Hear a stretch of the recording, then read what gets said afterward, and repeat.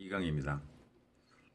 4페이지고 단락 번호는 2번이고 이 민법은 사법이다. 그 부분을 보는데 이제 아무리 입문서라도 민법책을 읽다 보면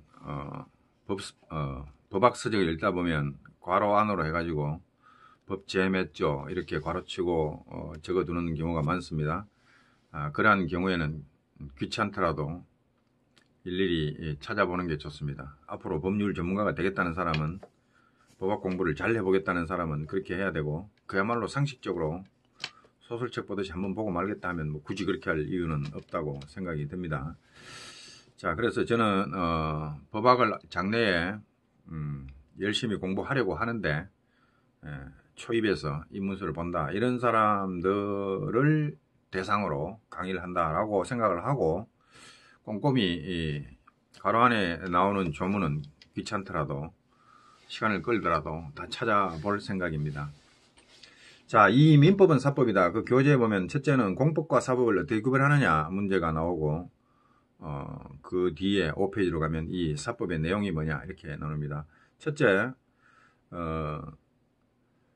공법과 사법의 구별 문제가 나오죠. 물론 민법은 사법입니다. 자, 공법과 사법은 어떻게 구별할 거냐의 문제에서 거기 보면 동그라미 1번에 설명이 있고, 동그라미 2번으로 넘어가면은 5페이지에 그 중간 둘, 넷, 여섯, 일곱, 여덟째 중간 나오면 나아가 우리의 현재 재판 제도상 행정사건과 민사사건은 관할 법원이 같지 않다.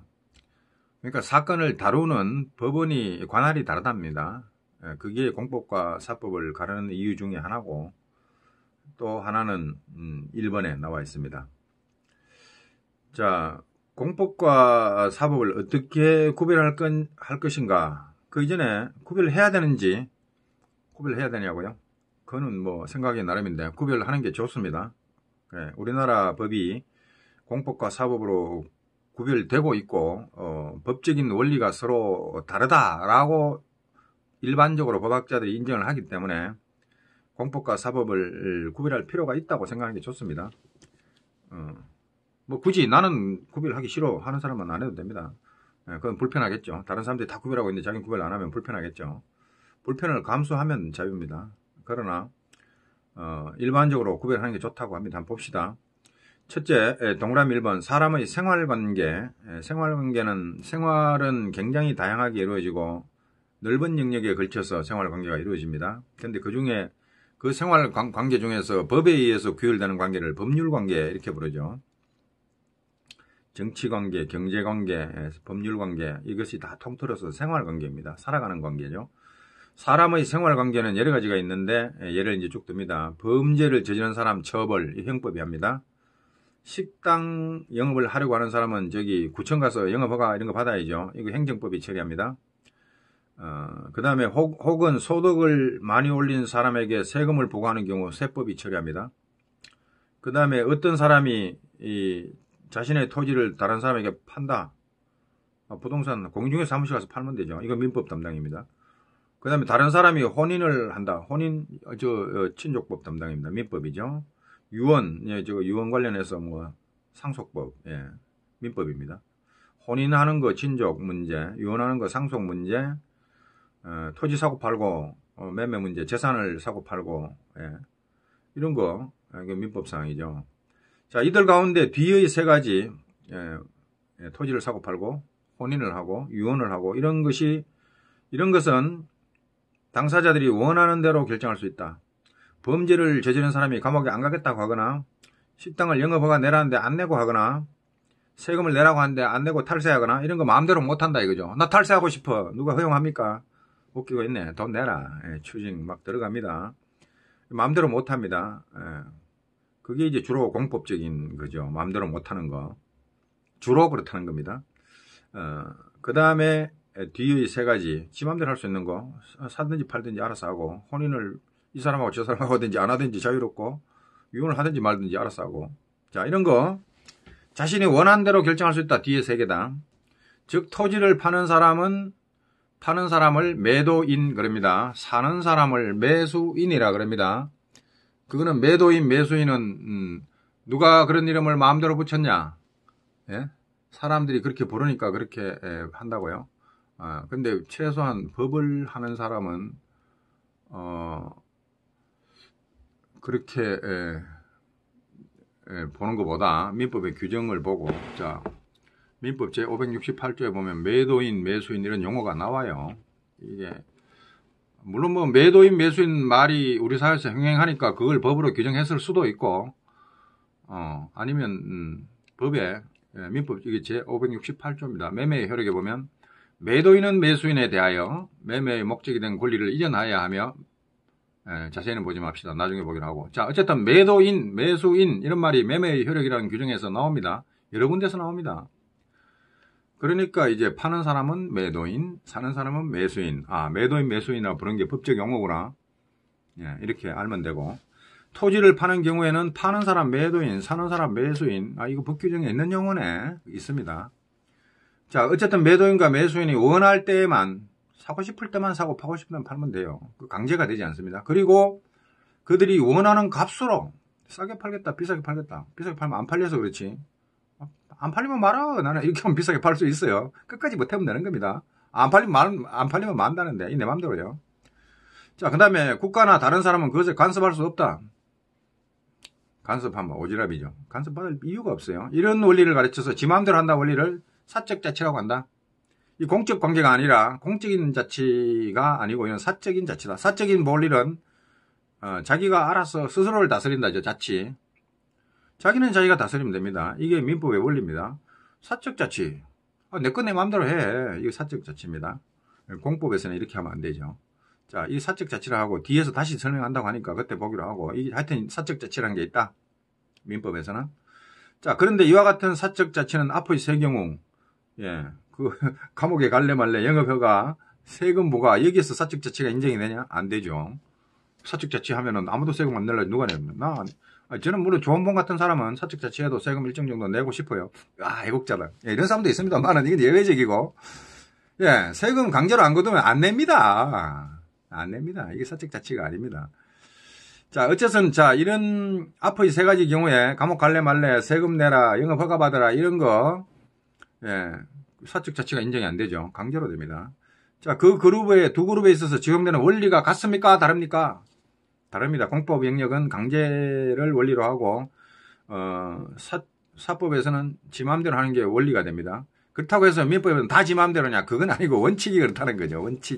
원칙은 항상 예외를 동반하기 때문에 원칙이 그렇다고 했다 해가지고 100%다 이렇게 생각했다가는 큰 코 다치죠. 그럼 100%는 아니고 원칙이 그렇다는 거죠. 원칙이. 대체로 그렇다는 겁니다. 자, 그래서 이렇게 다르다. 적용되는 원리가 공법과 사법이 다르기 때문에 구별할 필요가 있다 이거죠. 자, 법을 공법, 사법으로 나눈다면은 사적 자치가 적용되지 않는 앞의 그룹, 그것은 공법이 적용되고, 형법, 이런 거 공법이죠. 세법도 거의 공법이죠. 세법도 공법이고, 행정법 공법입니다. 그 뒤에 그룹은 사법, 민법이 적용되죠. 자, 이와 같이 다르기 때문에 공법과 사법은 그것을 지배하는 사적 자치의 원칙이 적용되냐 안 되냐 이런 문제가 다르기 때문에 그거 말고도 다른 것도 있습니다. 행정에는 뭐 법치 행정의 원칙 이런 것도 있고요. 법치주의 이것도 주로 공법에서 나오는 겁니다. 그렇기 때문에 그런 법 원리가 다르기 때문에 민법과 사법이 구별돼야 되겠다라는 겁니다. 자, 그렇게 이해하면 되고. 자, 2번. 두 번째는 문제가 뭐냐. 이 재판, 말 안 들으면 재판으로 넘어가야 되는데, 재판 제도가 행정사건과 민사사건. 서울에 보면 서울행정법원 별도로 있죠. 서울중앙지방법원도 있고, 근데 행정법원이 별도로 되어 있습니다. 자, 관할 범위는 아닙니다. 행정사건에 관한 소는 행정소송, 이 공법 문제죠. 공법상의 문제는, 행정사건에 관한 소는 행정소송은 행정법원에 제기해야 됩니다. 행정소송법 제9조, 38조, 40조, 46조 보라. 제가 지금 펼친 법이 행정소송법입니다. 민법을 읽으면서도 이렇게 이런 법 하나씩 구경해 놓으면 나중에 도움이 되죠. 자, 행정소송법 구조를 한번 찾아가 봅시다. 행정소송법 구조. 여기 보면 뭐 취소소송 이런 말도 나오고 제1절 재판관할 이런 말도 나오는데 구조 제1항 취소소송의 제1심 관할 법원은 피고의 소재지를 관할하는 행정법원으로 한다. 여기 행정법원이라고 나옵니다. 민사법원이 아니라는 얘기죠. 자, 행정법원. 어쨌든 지금 구조만 보겠습니다. 인문이기 때문에 구조 38조, 40조, 46조 여러분 다 보시면 더 좋고. 자, 어쨌든 공법관계, 행정사건은 행정법원에서 다룬다. 관할이 다릅니다. 그 다음에 민사사건에 관한 소송, 민사소송은 지방법원에 제기한다. 민사소송법 제2조. 이게 이제 민사소송법입니다. 자, 민법 공부하면서 민사소송법도 한 번씩 구경하는 게 좋죠. 자, 민사소송법입니다. 이거는 제목이 민사소송법. 이건 뭐 무슨 의미의 민사소송법일까요? 형식적 의미의 민사소송법이죠. 왜? 이름표를 민사소송법에 달았으니까 형식적 의미의 민사소송법. 현실적 의미의 민사소송법과 실질적 의미의 민사소송법이 반드시 일치하지는 않겠죠. 그러나 어쨌든 민사소송법에서 가장 중요한 거는 요 형식적 의미의 민사소송법입니다. 여기 보면은 제2조에 소는 소제기하는 겁니다. 민사소송 거는 걸 소라고 합니다. 소는 피고의, 원고 피고 이렇게 부르죠. 피고의 보통재판적, 보통재판적이 어려운데 보통재판적은 뭐 사람의 보통재판적은 거의 주소에 따라 정한다고 삼지에서 하기 때문에 거의 주소가 보통재판적이 됩니다. 민법 공부하면서 보통재판적을 알 필요는 없고 여하튼 고소의 법원이 관할한다고 했는데 이 법원은 행정법원이 아니고 일반법원, 지방법원 이런 민사 지방법원에서 관여를 한다. 이 정도로 보면 되고 여기는 뭐 지방법원이라고 써놓지는 않았는데 이거는 민사소송법 내용이고요. 1심은 지방법원에서 시작을 합니다. 여하튼 뭐 그렇게 해석하면 되고 자 행정소송은 행정소송법 구조에 따라서 행정법원으로 가야 되고 민사소송은 일반 법원인 지방법원 이런 데에서 관할을 하기 때문에 일단 행정사건과 민사사건의 관할 법원이 다르기 때문에 그러면 사건이 터졌는데 이게 공법관계냐 사법관계냐 구분이 돼야 서울 서부지방법원으로 갈 건지 서울 행정법원으로 갈 건지 이걸 판단을 할 수 있다 이거죠. 그러니까 공법이 뭔지 사법이 뭔지 구별할 줄 알아야 된다 이거죠. 그래야 법생활 하는 데 있어서 어느 법원에 소장을 제출해야 되냐 이것이 판단이 가능하다. 그래서 재판제도상 행정사건과 민사사건이 구별되기 때문에 공법과 사법을 우리가 공부하면서 구별을 할 줄 알아야 된다. 이런 얘기를 하는 거죠. 자, 그 다음에 이제 다음 단락으로 내려왔어. 그러면 공법과 사법은 어떤 기준을 가지고 구별하느냐? 자, 공법과 사법을 구별하는 방법에 관하여 논란이 많으나 이거 다른 책을 참조해서 이런 것은 본격적 공부하는 분들이나 구별을 하라 이거죠. 여기 인문서에서는 그까지 들어가면 머리가 아프기 때문에 일단 이론이 많습니다. 그래서 여러 가지 설이 있는데 첫째 송덕수 교수님의 설에 따르면 이거죠. 불평등 관계, 권력 복종 관계를 규율하는 게 공법이고 그 다음에 평등 대등 관계를 규율한 법이 사법이다. 그러니까 민법에서는 평등 대등 관계다 이거죠. 채권자나 채무자나 너나 나나 다 대등한 관계 사이에 사람들 사이를 규율한다. 이게 대등한 관계, 평등 관계다. 이게 사법이고 그 다음에 공법은 세금 안 내면 또 범죄 저지르면 강제로 싫다 해도 잡아 넣어버립니다. 국가 권력이 우위에 있습니다. 그래서 권력관계 복종해라. 너 복종 안 할래? 강제로 막 해버리는 이런 관계 불평등 관계입니다. 이렇게 이제 성질을 뭡니까? 법 규정의 성질, 법의 내용에 따라 가지고 그 성질을 보고 불평등 관계냐 평등 관계냐 이걸 가지고 공법 사법을 나눈다. 이게 성질설이고 그 외에 간략하게 하면 주체설도 있습니다. 공권력 주체가 개입되는 법이 공법이고 공권력 주체가 개입되지 않는 거 민간인들끼리 알아서 하는 게 주체를 가지고 행위하는 주체를 가지고 구분하자 이런 설도 있습니다. 주체설. 뭐 하여튼 그거 있으니까 하여튼 여기에서는 공법과 사법을 구별하는 기준이 상당히 4대까지 학설이 대립하고 있습니다. 그 정도로 하여튼 어떤 기준을 갖고 구별하면 되겠네 라고 생각하면 돼요. 더 구별하고 싶으면 본격적으로 법학 공부를 하시면 되고 자 입문서는 기준이 있기는 있다 이런 정도만 알면 되고 참고에 나옵니다. 자 공법 사법을 이렇게 구별하든 저렇게 구별하든 간에 결론을 낸 거 보면 비슷해요. 왜? 헌법, 행정법, 형법, 형사소송법, 민사소송법 민사소송법은 민사를 다루는데 왜 공법이죠? 그 법원이 개입하기 때문입니다. 법원이 민간인들이 자유롭게 하는데 법원이 단속을 많이 합니다. 그렇기 때문에 민사소송법은 공법에 속합니다. 법원에 가서 일 봐야 되잖아요. 그 다음에 세법, 국제법 이렇게 공법이고 민법, 상법, 이게 이제 대표적인 사법이죠, 사법. 이건 다툼이 없다. 그 다음에 이제, 이거냐 저거냐 할 때는 항상 애매한 것들이 문제가 되죠. 예, 애매한 것들이 이게 공법이냐 사법이냐 헷갈리는 것이 많은데, 예, 입문에서는 그까지 들어가지 말자. 예, 그까지 들어가면 안 되죠. 그까지 들어가면 입문이 아니죠. 그럼 전문적이죠. 예, 여기는 개괄적으로, 얼개만 잡아주는 책이기 때문에 이 정도에서 논의를 거칩니다. 욕심 부리지 마세요. 더 궁금한 분은 저 두꺼운 책 제가 하나 소개할까요? 지올린 민법 강의 2200페이지 저거 보면 상세하게 나옵니다. 그거 보세요. 그것도 직성이 안 풀리면은 행정법 책 사가지고 박균성 무슨 행정법 강의 사가지고 뒤져보세요. 상세하게 나옵니다. 예, 그까지 가면 안 되죠. 우리는 입문서입니다. 자, 그 다음에 이 사법의 내용을 봅니다. 사법에 적용을 받는 생활관계, 즉 사법관계는 크게 재산관계와 가족관계, 신분관계가 있는데 민법에서 우리가 목차를 보면서 뭐 물권, 채권, 민법 총칙 뭐 이렇게 받지 않습니까? 그중에 특히 물권, 채권 이게 재산관계를 다루는 거고 친족, 상속 이쪽이 특히 친족법이 가족관계 이런 걸 다루는 거고 예. 가족관계, 재산관계, 가족관계가 이제 민법의 주된 내용입니다.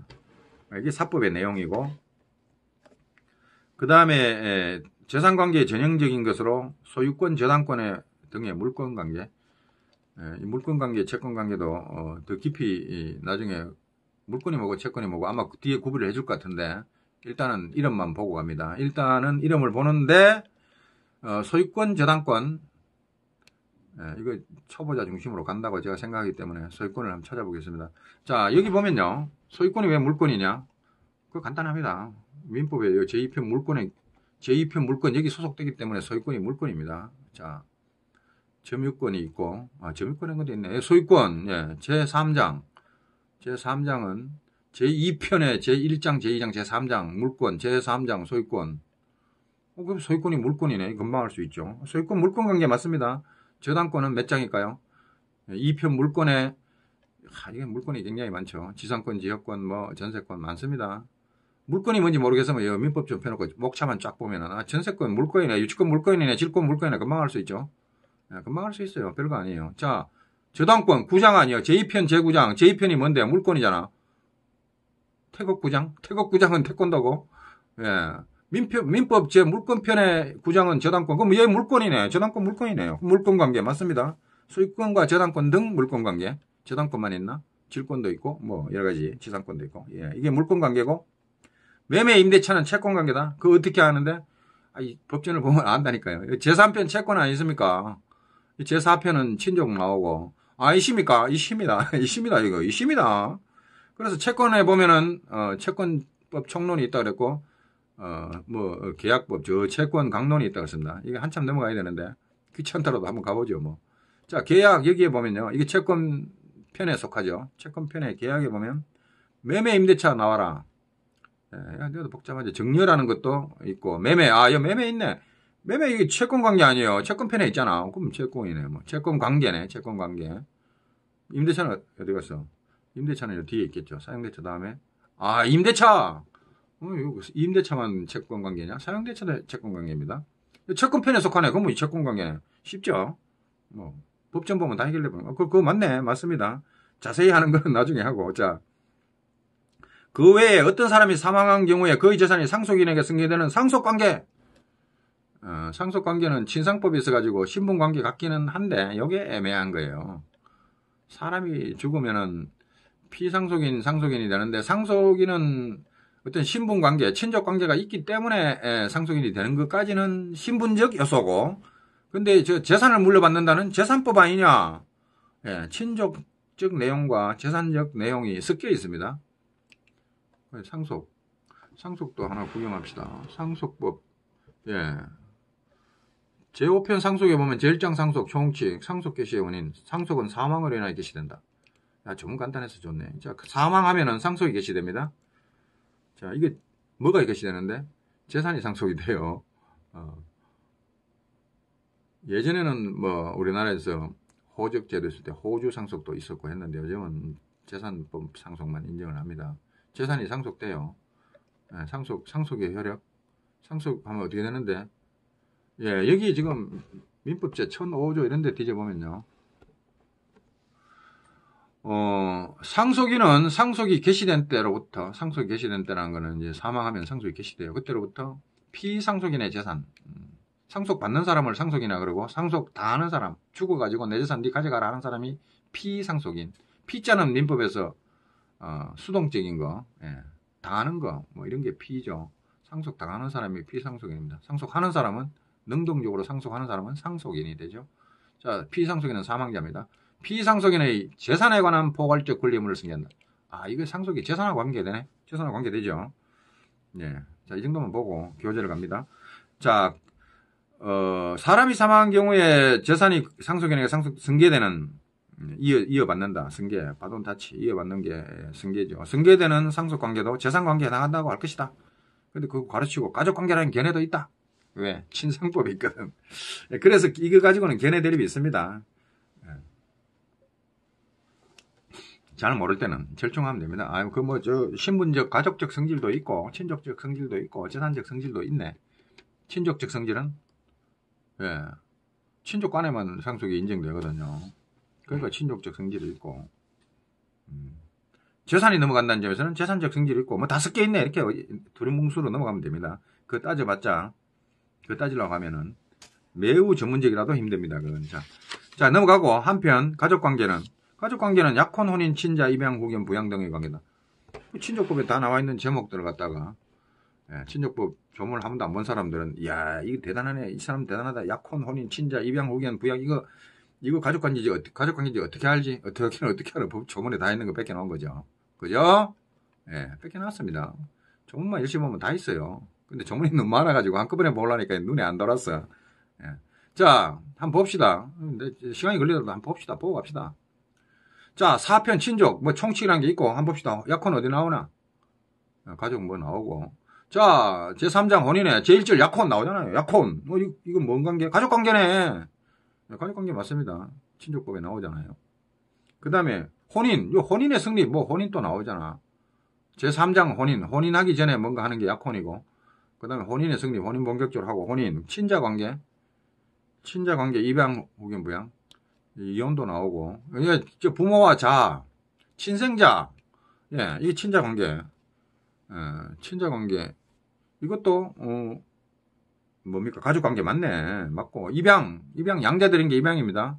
양자, 입양, 이것도 친족법에 있네. 그러면 가족관계 맞네. 그 다음 입양, 후견도 여기 있어요. 친권도 있고, 후견, 제5장 후견. 후견도 이 가족관계 맞네. 부양은요? 부양? 서로 매개 살리는 거 부양이죠. 부양 민법이 있어요. 부양. 여기 나오네. 7장 부양 의무. 이거 민법, 부양 끝나면 이제, 상속이 나오죠. 상속 앞에 친족법에 부양이 있습니다. 부양 등 관계, 이 무슨 관계인데? 가족관계죠. 야, 대단하네. 대단하게 뭐, 민법 다 뒤집으면 나오는데. 그렇게 알면 돼요. 자, 그 다음에 이제 한 페이지 넘어가야죠. 한 페이지 넘어가가지고, 이와 같은, 재산관계를 규율하는 게 재산법이고, 가족관계를 규율하는 게 가족법, 신분법이라고도 부르고, 재산법에는, 물권법, 채권법은 재산법이 확실하고, 상속법도 성덕수 교수님은 재산법으로 봅니다. 신분적 내용이 담긴 재산법이죠. 뭐, 그렇게 봐도 되고, 여하튼 이거 안 중요합니다. 여하튼 민법에는 재산법이 있고, 가족법이 있다. 예, 재산관계와 가족관계를 다룬 게 민법이다. 이게 사법의 내용이다.